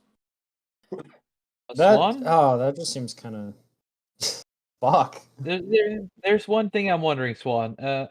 If the security people came into the office of Justin Trudeau and just were arresting him for one of his things, would he just be like, "I am Canada"? Oh no, he'd be screwed. Someone would have backstabbed him though. He would have seen he wouldn't have seen it coming because he would have probably Oh, tried to get the other guy out first. So he can't do a Chad Palpatine on that one. Fortunately, and I guess for him, and unfortunately for the rest of us. So more like a Bib Fortuna, Chad Boba Fett comes in and just wipes it out, huh? Sorry, Bid Fortuna. That Twi'lek guy from Jabba the Hutt's palace. He got really fat in Mandalorian and got his head caved in. Oh yeah, yes, basically. Nice. Yeah, but other than that, the climate's been pretty okay. We've been having a lot of inflation, and that's been causing a bit of nerves here. Our housing market's ridiculous. Like, I don't know. I mean, it's usually pretty high in big cities, but even in small towns here, you're looking at like 450 to 550,000 for like a 2-bedroom house, and in cities you're looking at like between 750 and a million, just for like a starter home. And that's Canadian bucks, right? But That actually sounds kind of similar to the abysmal state of the property market over here in Australia. yeah, we got lots of foreigners that buy places and then just not they don't even live in there except for like 2 weeks a year. Hmm. But it's because it's safe, right? Like it's a safe country, so I don't know. Maybe we just need to go through a little bit of chaos when we get because we got these leftist politicians right now, and they're putting in all these policies that basically let people get away with crime, and the local people are afraid of saying anything because they think they're afraid of being called racist or whatever. But I mean, Oh no, not it's like racist. I know it's so fucking pathetic. I mean, anyone just being like, I don't want to be called racist, so I'm just gonna let stupid shit happen. They lose all kind of respect, all of it. I can't even look at them like people anymore. Well, what people seem to forget around the world too is like, even though Trudeau's the prime minister, he didn't get the most votes last election. He just has the most strategic positioning, and his votes are concentrated properly across the board. And so the Conservatives that didn't get enough to win. I don't even vote Conservative. I vote for PPC. Um, this is the People's Party of Canada with Maxime Bernier. He's more of a Peterson acolyte. I think that's the reason why he broke away.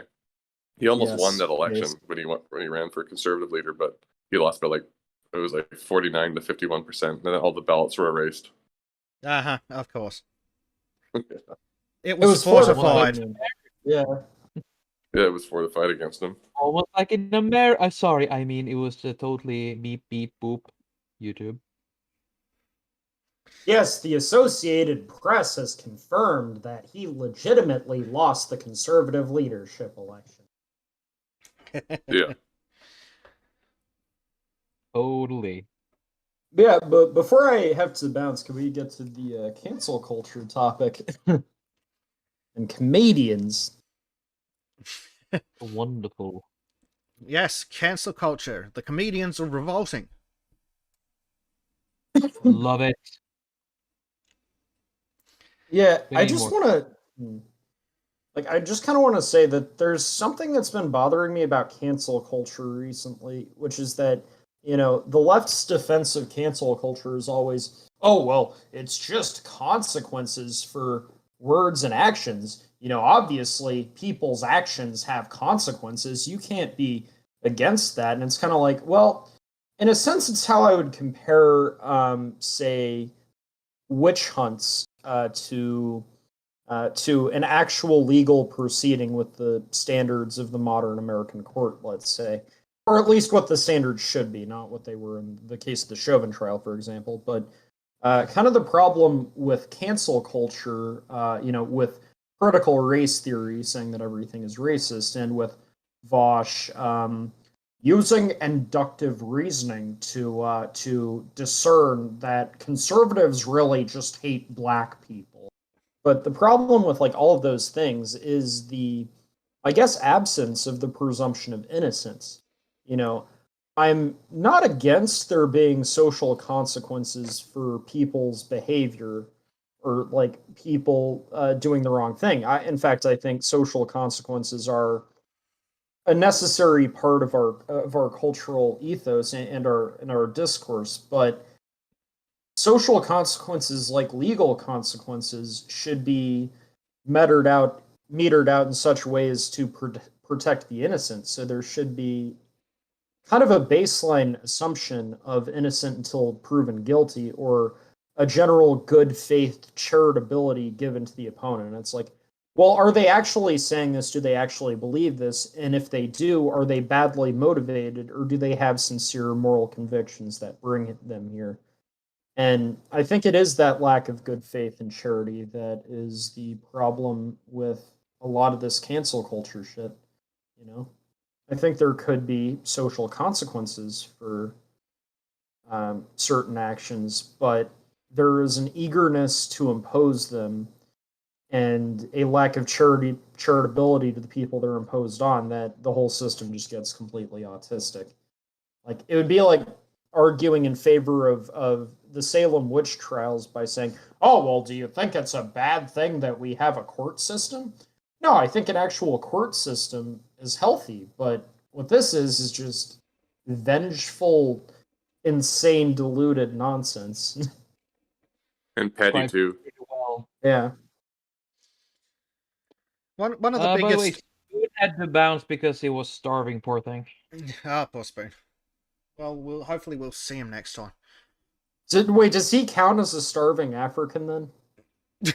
I guess he Yes. does. There you Send go, everyone. money. Yes, send money Spoon. to me, and I will give 1% of it to our starving African friends. And he'll give 7% of it, and he'll give 30% of it to Hamas, right? Oh, fuck no, I'm capitalist. I'm going to give it all to me. He looked like a communist to you. No, it's called a charity.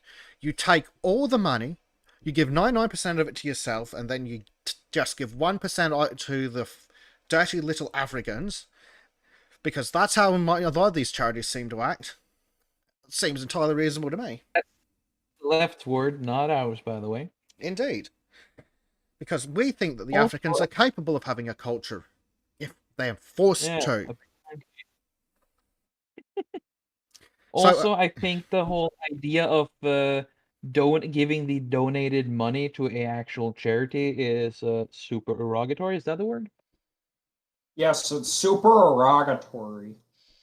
Well, I mean, because wonderful. that's the thing, Utilitarianism doesn't make a distinction between obligatory and supererogatory. Now, if you want to argue that immigration is bad, well, that just means you hate black people. Easy. See? Look, Simple rules. Trim, I can guarantee you that if we were to raise any money doing this, that I would ensure that it went to someone living below the poverty line. That's good. You? Yes. So, before Second has to go graduate from uni or college or whatever they're calling it this week in America, cancel culture. Not good. And the comedians have finally decided to actually do something about it. Which is interesting. Not sad. Sad. I mean, not sad that they're actually finally doing something about it. Oh, yeah, no, that's great. That's great. Based in shed-pilled comedians. Well, because, in a kingdom, the court jester was the only person who could mock the king. He is the only one who could speak the truth because he did so through humor. If your king decapitates his court jester, that's when you really know that you live under a tyrant. I say for cancel culture, what you should do is basically never apologize and then go hard at them. hard as fuck. It always works. Well, it doesn't always work. There's That's never how a you should. guarantee. Yep, just go straight back at him. We want an apology. I want you to go fuck yourself. How's that sound? No, don't even say that. Say, I want an apology from you, and then start giving reasons and Yeah. be as ridiculous as they are. Like, Matt, you have to match the craziness, right? When you're in a fight with someone, that's if you, it doesn't matter if you're weaker than a guy.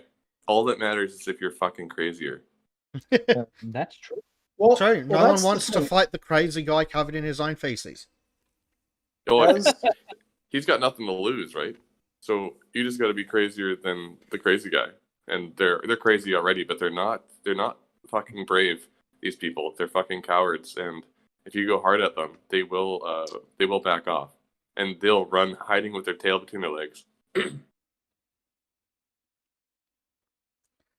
Absolutely, they don't know what real conflict looks like because they've had everything given to them. Like Yes. weak little things. I'm not gonna finish that sentence with what I wanted to say, but well, it's a pathetic creature. Indeed. Well, kind of another thing about cancel culture is that as a Christian, I believe in the virtues of reconciliation, which would be forgiveness and repentance. Now, kind of the problem, and both of those things are deeply important, but kind of the problem with cancel culture is that it is completely anti-forgiveness.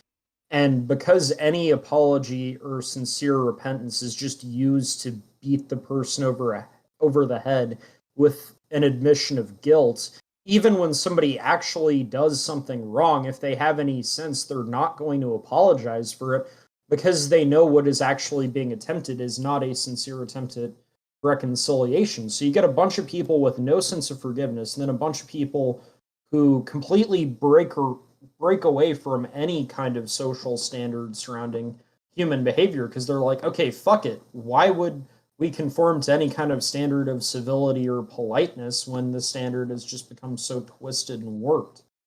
So kind of the moral basis of reconciliation within a society is completely destroyed by cancel culture. And that is a deeply unhealthy thing on the level of the character of the individuals and on just the constituent ability of a society to stay together and function.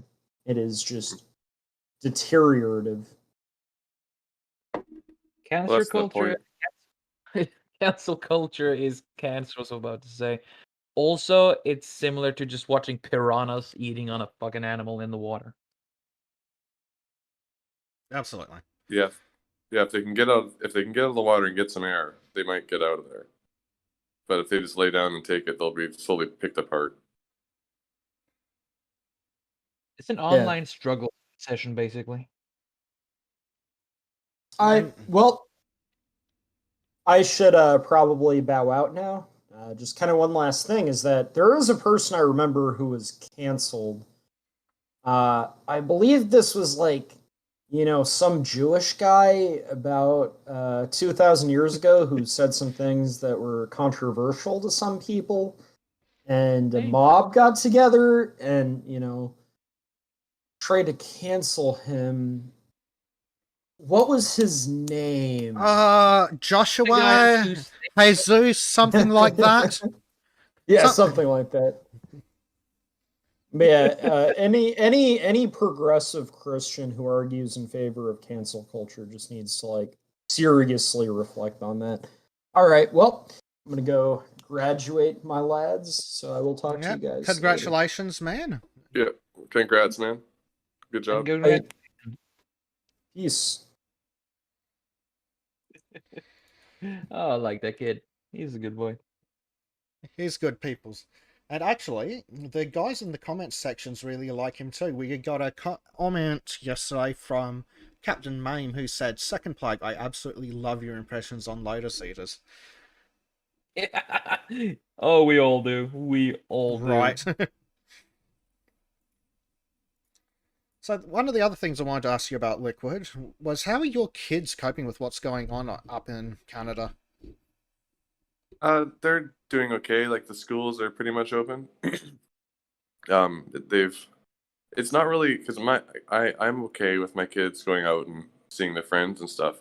The only problem is that a lot of the parents out there are kind of cocked and they won't let their kids hang out with other kids. So that's kind of hard on them. But other than that, like, might have been doing okay because I give them lots of freedom. They can go do whatever the hell they want. I don't really care if they bring COVID home, whatever. I've been waiting for it anyways. So for my kids, they seem to be pretty resilient. But there's a lot of kids out there that are they've basically been inside for a year. Like my son, he just goes out and rides his bike and plays with stuff outside, water guns and stuff. But a lot of kids out there, they've been kind of shut in for a year, and I think it's going to be pretty brutal socially. I don't know if there's going to be a comeback for a lot of people, but maybe that's good in the market because the market of sociability, my kids will be way far ahead of the other ones. I'm gonna look at a socially and intellectually stunted generation. No school, no social interactions. I mean, you think now it's bad with how people are afraid to contact each other? It's gonna be so much worse. Well, I can speak to the importance of social interaction and learning social skills as the poor unfortunate bastard who's got autism and has a actual diagnosis, you fucking filthy leftists. If you lack social skills, which develop primarily in, let's say, the first 10 years of your life, you are absolutely fucked when it comes to the workplace, social life. God help you if you want to ever find romance if you haven't developed social skills. And they're basically going to inflict an entire generation with all the worst parts of autism and none of the good parts. That's a good way of looking at it. Basically. Like, these kids are legitimately going to suffer. But at least they're getting the votes they want. And we are all safe. Well, I think it's really... Sorry. Sorry. I'm just making a bad joke. I think it's actually really dysgenic because if you think about how this whole thing has gone about, we've sacrificed children for the benefit of adults. And not just adults. People over the age of 80. Yeah. And when I say sacrifice, I mean, like... We've sacrificed their well-being for an extra year of life for some of the oldest in society. Yeah, unfortunately. And I don't know, I just don't understand how people look at the 99.99% survival rate and then think this is a serious problem. I mean, it's a problem, but, like, come on. I do wonder how much of it is the fact that we're now getting to the point where nobody alive remembers things like polio. Yeah. And now that COVID was as bad as the Black Death, how would we react to that? If COVID was as bad as the Black Death, everything they've done for COVID would be justified. Unfortunately, it's not remotely that bad. Like, they are legitimately acting how they should act for a virus with a death rate of like 10+%. And if we had a death rate of 10+%, you wouldn't need to force people to stay inside their homes under threat of imprisonment. People would have to be forced to leave them. Yeah, they'd be poking you in the ass to get you to work and stuff. Yeah. Basically. And one thing that I heard someone say recently, and I wanted to strangle them, fortunately for everyone's best interest, it was over the internet. They said, there's no way we could have prepared for this. I'm sorry, but what the fuck kind of idiot thinks that we couldn't have prepared for this? Swine flu, bird flu, SARS, MERS. Hello, you fucking idiots. I'm sorry, if a country can't prepare for COVID after SARS, MERS, swine flu, and all that other bullshit, then the entire fucking government should be thrown down and fucking dragged into the fire. Especially the pissing CDC. At the moment they go, we weren't prepared for this, well, clearly you've proven yourselves to be fucking useless. You should all be fired.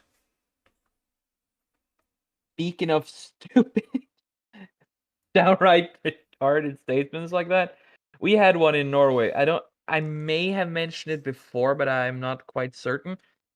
Our prime minister went on air and just said, "We were prepared for a pandemic, not just this pandemic." Wow, a So you weren't hyperact- prepared for a pandemic with, let's be generous, 0.2% death rate. You weren't prepared for that. The fuck were Not you at all. prepared for then? the common cold, I guess. Oh, Barely. barely.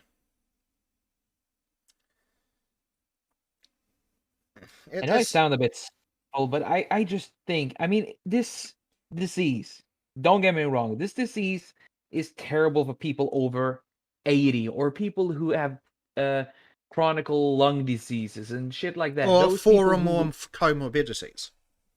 exactly. It's really dangerous for them, and the reason people excuse this with the rather sometimes extreme cases we go to, it's because we have to protect those people, not just the elderly, but all these extreme or downright stupid ways to try and control this whole thing is to like save everyone who can be saved. So there's a moral argument behind it, but there's no It's not even, it's reasonable. barely a good moral argument, though. They're basically going, Yeah. no one should ever die of this disease. And that's so phenomenally stupid, I don't even know where to start with it.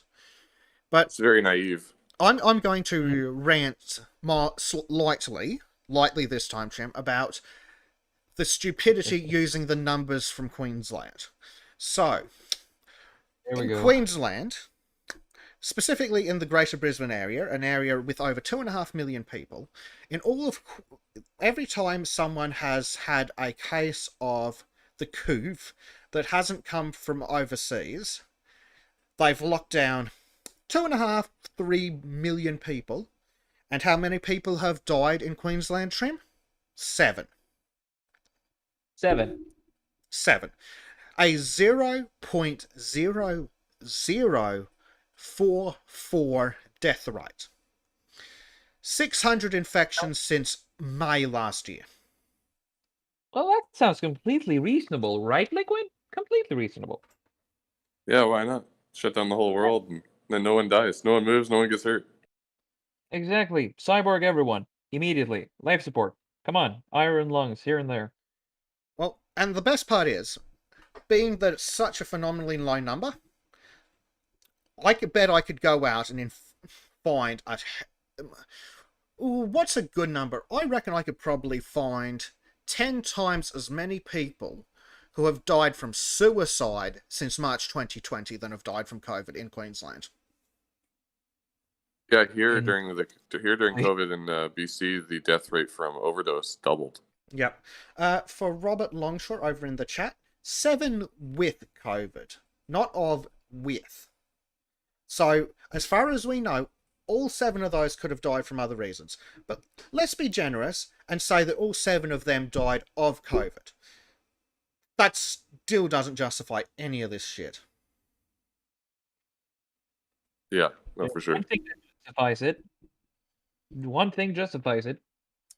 Well, there's a reason for it, but I don't know about justification.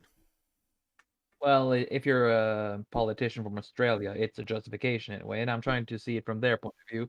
And exactly, it's the incompetence. Well, of if you the want to see it from an public. Australian politician's point of view, I strongly recommend going outside and beating your head against a wall for half an hour.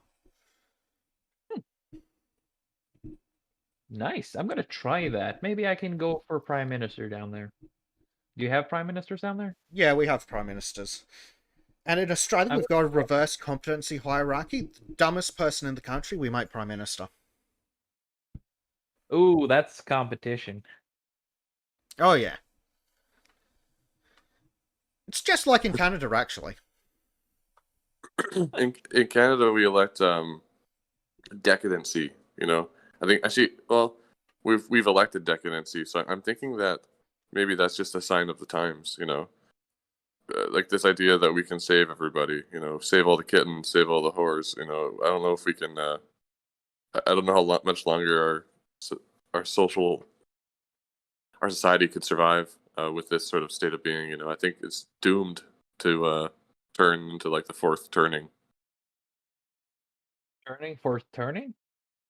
Yeah, the fourth turning is sort of like the what's it called? Strong men create good times. Ah, Good yes. times Oh, yeah, create weak men. Weak men create bad times. Bad times create strong men. Yeah, we're We're at the back. rapidly getting close to the creating strong men part. I think we're actually Yeah, in have you- that right now. Oh. Yeah, Really? I think we are seeing that, especially in America, with people starting to stand up against this nonsense.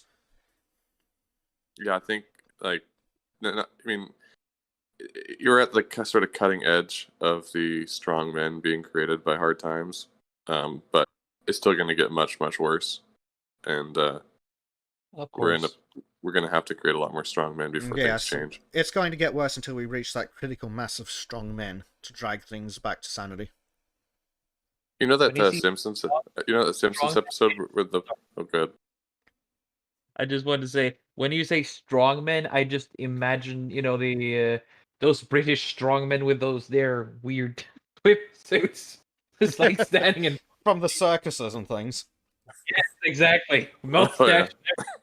Oh yes, let's save society. Sorry. Have you seen that Simpsons episode where Chief Wiggum, his tie is stuck in the hot dog machine? He's like, "Oh, this is going to get a lot worse before it gets better." No, I haven't seen it, but it sounds like a good one. Yeah, that's what we're in right now. Boy. And Oh. I think it's going to be. I think in the end we're going to be better off, but there's going to be a lot of suffering in the meantime. A lot of weak people are going to. Well, a lot of weak people are going to get picked off. That's why I think the SJWs are so vehement right now. Is because they know they're on their death knocks. They're in their death throes and they're desperately trying to survive. But they're not. They know they're. I think maybe psychologically or in a Jungian sense, they realize that they're weak and they're going to, unless they latch on to strong things, they're going to end up dying. And so their last sort of desperate grasps from the drowning is to try to wield the state as a weapon to keep themselves strong. But as they do that, they actually weaken the state and it becomes more susceptible to, say, change. We saw how that went in Soviet then in 1940s Germany, now, didn't we? Yeah, exactly.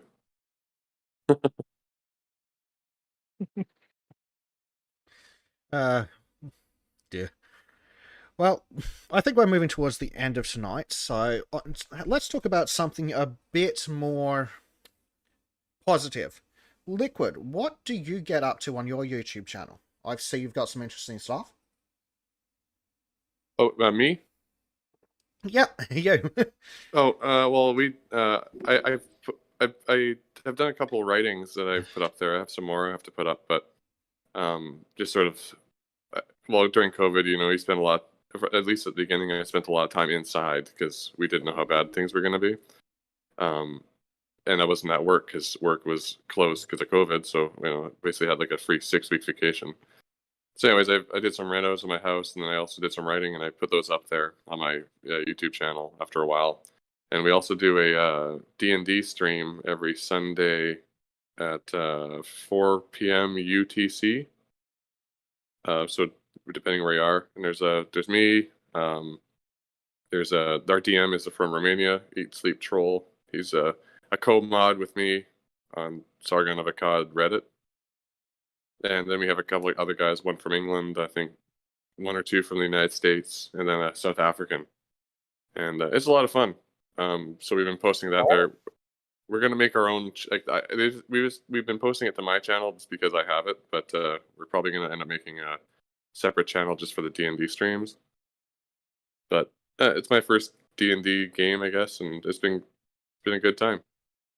Yeah, excellent. So, Nice. guys that are listening in, if you're interested in any of that, there's a link to Liquid's channel down in the description. So go check him out, give him some love. Yeah, we're pretty chill on there. We don't have a lot of people that watch it, but we just do it for fun anyway. So Yeah, we know what that's like. yeah. If that's actually how we got started doing the podcast here, we were all having fun talking to each other for hours on end, and we're like, hold on a second, what if we just live stream this? Yeah, why not? Well, if you guys ever want to talk about like, I think I put a couple videos up about it's sort of a political philosophy and stuff like that. If you ever want to have a chat about those, I could, we could do a stream like that too. Oh, lovely. Lovely, lovely, lovely. We will I'd, definitely. I'd love to look dig into in. I'd love to dig into it and maybe even argue or have to defend my point. I love having to defend myself. That's one of my favorite activities. it. Oh, fantastic. Nice. Well, I'll have to have a look at them and see if we can find a time that works for at least two of us, if not all three. Yeah, Yes. I'm usually good in the evenings, my time, so I'm in Pacific. So anytime after 9 p.m. then, or I can try to work out other times as well. I just have to know ahead of time so I can schedule it. Excellent. Well, we've got you here in the Discord, so we will look into it. All right, sounds good. Was there anything you two would like to add before I start winding us up? Well, nothing else that I would love to join a philosophy discussion, but also if anybody wants to talk about or discuss art, animation, or entertainment in general, I'll be up for that. I'm very passionate about things like that, especially the medium of animation and how things have just declined lately in story writing and such. Yeah, absolutely. And for the guys in chat, you're probably already aware because I recognize most of the names I've seen. We've got the Discord, and most of the cast pops in most days around this time on the general voice chat, and so feel free to come and join us for a chat. Tell us what you think. Just have a chat in general. We'd love to have you. Just to wind us up, I'm going to do some shilling for some of the team's projects. Once again, we've got our Tenets, the original poem by Spoon, which is linked down in the description. Check it out. It is, as so far, the most popular thing that's come out of the Sultans of Shadilay. So thanks to some excellent work promoting it on Spoon's part. We have Spoon's new essay, The Insidious Hand, The Road to Hell, which is an excellent read, and I strongly recommend checking it out. And of course, if you like the art you can see all over the stream, that is done by our good friend Trim here, and he is now open doing commissions on Ko-Fi, which is linked down in the description, so if you'd like your own avatar or something along those lines, hit him up. And of course, if you'd like to support me or the stream in general, there's some other links down in the description, but other than that, thank you very much for joining us. We look forward to having you again next time.